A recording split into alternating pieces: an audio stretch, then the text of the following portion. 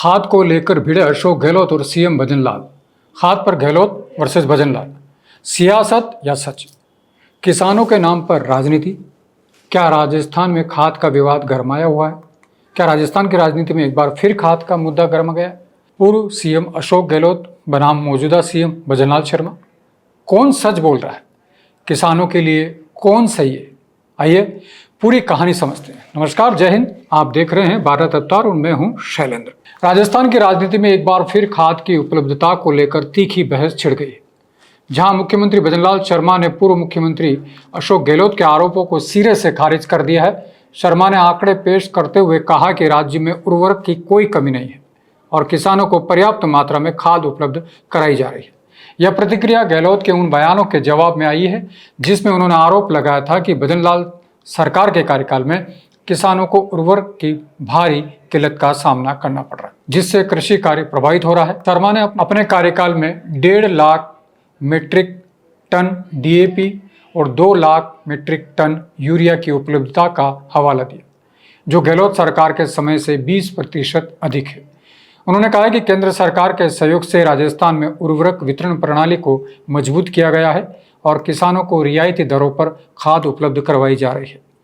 यह विवाद राजस्थान की कृषि प्रधान अर्थव्यवस्था में उर्वरक की महत्वपूर्ण भूमिका को उजागर करता है, जहां 70% आबादी कृषि पर निर्भर है। पूर्व सीएम अशोक गहलोत, जो कांग्रेस के वरिष्ठ नेता हैं, और उन्होंने सोशल मीडिया और प्रेस कॉन्फ्रेंस में आरोप लगाया था कि भजनलाल सरकार के 9 महीनों में उर्वरक वितरण में अनियमितताएं बढ़ी है और किसान लंबी कतारों में खड़े हो रहे हैं।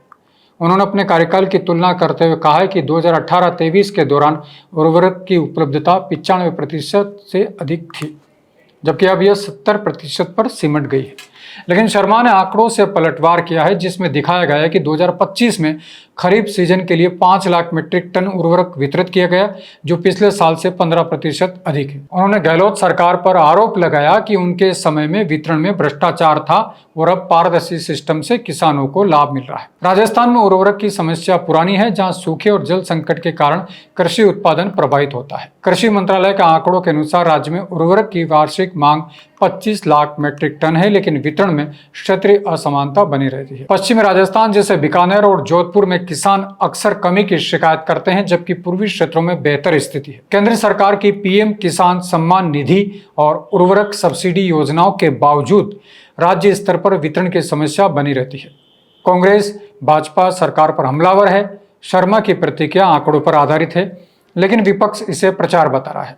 यह विवाद राजस्थान की सियासत में किसानों को केंद्र में रखने की रणनीति का हिस्सा है।